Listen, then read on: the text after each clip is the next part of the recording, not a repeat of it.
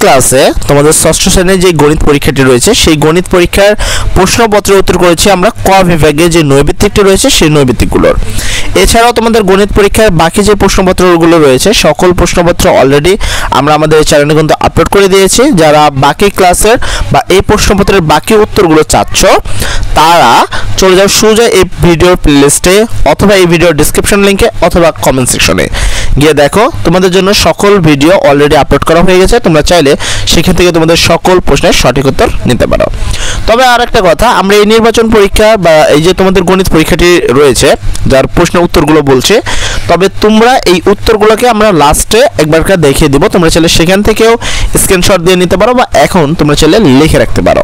দেখো, তোমাদের 1 নম্বর প্রশ্ন যেটা হলো সেটা হলো কোন পরীক্ষায় একজন শিক্ষার্থী মোট 600 নম্বরের মধ্যে 510 নম্বর পেল, সে শতকরা কত নম্বর পেল? এটাকে করা খুব ইজি। প্রথমে 610 ভাগ 510 ডিভাইডেড 600 গুণন 100% দিবা, সেটা যে উত্তর আসবে সেটা। যদি এটাকে আমরা ক্যালকুলেশন করি তাহলে আসবে 85%।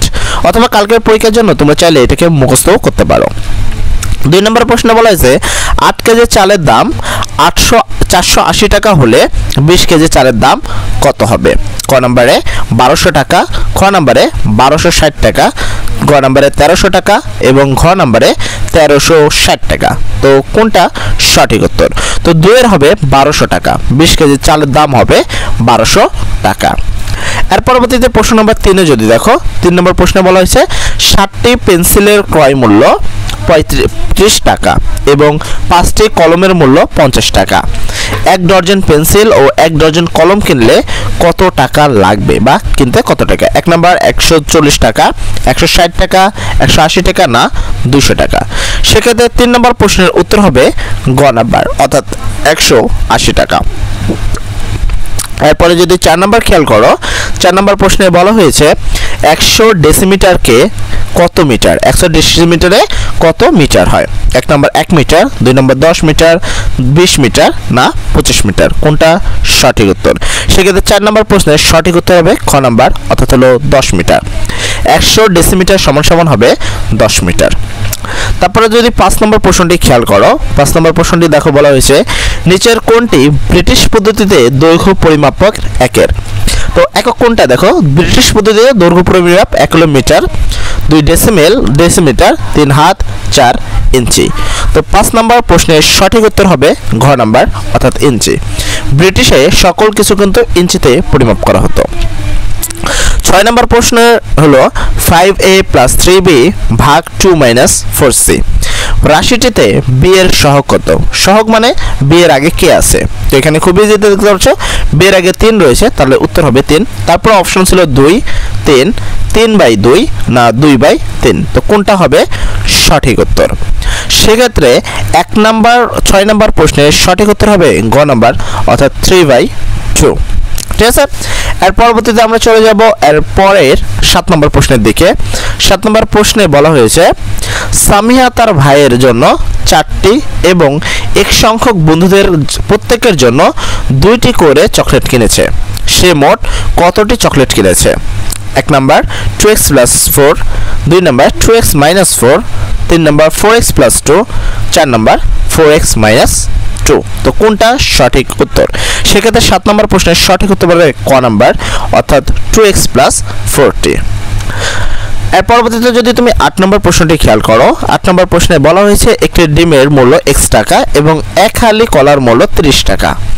1 ডজন ডিমের মূল্য এবং 1 হালি কলার মূল্য একত্রে 174 টাকা হলে x এর মান কত? 12, 13, 14 না 15? কোনটা হবে সঠিক উত্তর? সেক্ষেত্রে 8 নম্বর প্রশ্নের সঠিক উত্তর হবে 12। ঠিক আছে। এর পরবর্তীতে তুমি 9 নম্বর প্রশ্নটি খেয়াল করো, 9 নম্বরে বলা হয়েছে 3/2x + 9 = 15 সমীকরণটির সমাধান করলে x এর মান কত হবে? 2, 3, 4 না 5?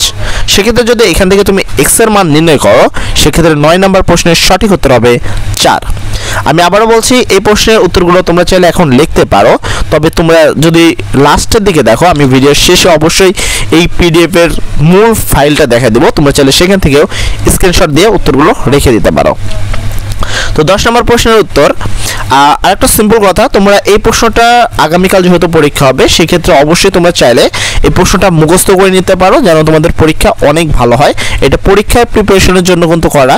তো এখান থেকে কমেন্ট করবা 100%, অবশ্যই যত সম্ভব তত ভালো করে জিনিসটা দেখে নিবা যেন আগামীকাল কোনো মতেই না ভুলো।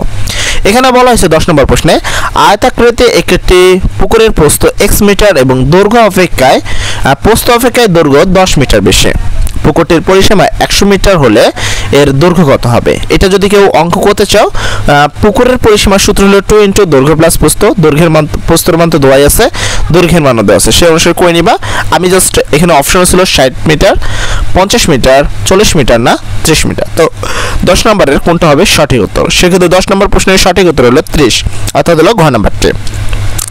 আর যদি এই প্রশ্নটির ব্যাখ্যামূলক প্রশ্ন চাও তাহলে অবশ্যই কমেন্ট সেকশনে বলে ফেলো। সেক্ষেত্রে এই প্রশ্নের উত্তরটা আমরা যেভাবে এখন বলছি মুখস্থর মতো এমনটি না বলে আমরা এই প্রশ্নটি আবার তোমাদের জন্য আপলোড দেব। সেখানে খুব সুন্দর করে ব্যাখ্যা সহিত তোমাদেরকে বোঝানো হবে যে কিভাবে এই 30 মিটার উত্তর হচ্ছে, কিভাবে বা এই 4 উত্তর হচ্ছে, এই উত্তরগুলো কিভাবে সঠিক হচ্ছে আমরা এর নিচে ব্যাখ্যা সহ উল্লেখ করে দেব। ঠিক আছে? তো অবশ্যই তোমার যদি ব্যাখ্যা সহ লাগে তাহলে কমেন্ট সেকশনে তাড়াতাড়ি কমেন্ট করে ফেলো। 11 নম্বরের প্রশ্ন বলছে, দুইটি তল পরস্পরকে ছেদ করলে কি উৎপন্ন হয়?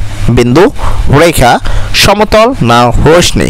তো 11 নম্বর প্রশ্নের সঠিক উত্তর হবে খ নাম্বার, অর্থাৎ হলো রেখা।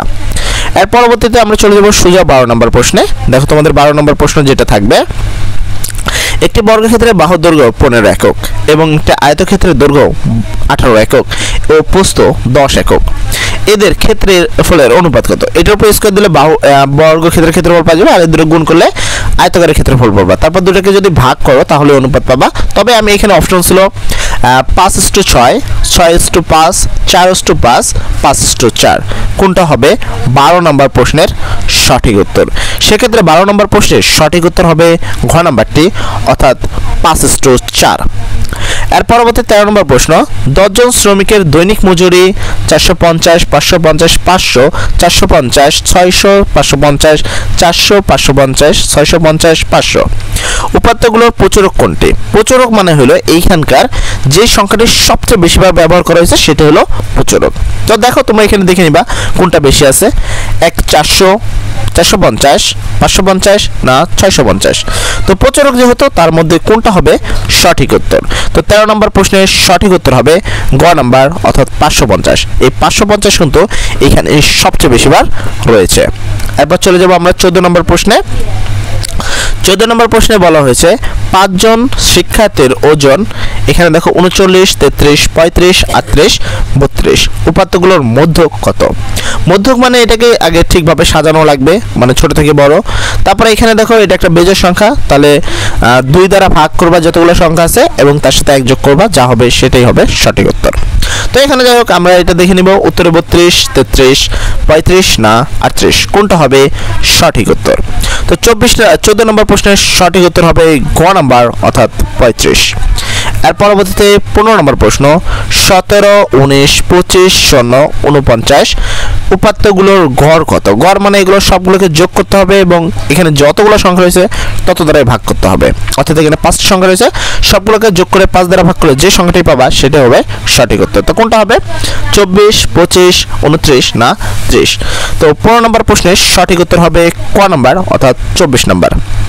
এবার প্রশ্ন হলো, এই যে প্রশ্নের উত্তরগুলো আমরা বললাম, এবার আমরা এই প্রশ্নগুলোর সারাংশ দেখিয়ে দিব, অর্থাৎ এই প্রশ্নের একবারে আমরা উত্তরগুলো দেখা দিব প্রশ্ন ছাড়াই। তোমরা চাইলে সেখান থেকে স্ক্রিনশট নিয়ে এই প্রশ্নের সঠিক উত্তরগুলো নিতে পারো। তবে আরও একটা কথা, এই যে প্রশ্নের বাকি যে প্রশ্নমালা রয়েছে, যেমন এক কথায় প্রশ্ন, খ বিভাগের, তারপর সৃজনশীল প্রশ্ন, এই সকল প্রশ্নের উত্তর কিন্তু অলরেডি আমরা এই চ্যানেলে আপলোড করে দিয়েছি।